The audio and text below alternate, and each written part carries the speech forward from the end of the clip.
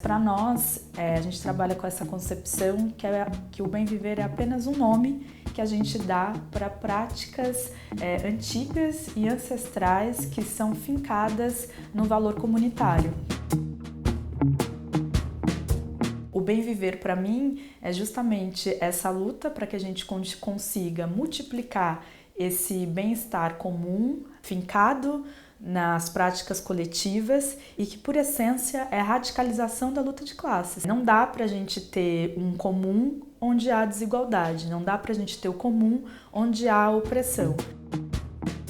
Um outro modelo econômico fincado nesse comunitário é possível, né? Então é muito difícil a gente pensar, por exemplo, em toda a população da cidade de São Paulo dentro de um teatro decidindo alguma coisa, mas nas localidades, né? Então nos bairros, pensando micro, a gente consegue implementar uma outra lógica, uma lógica que não precisa ser baseada nas hierarquizações, que não precisa ser baseada nas relações de opressão.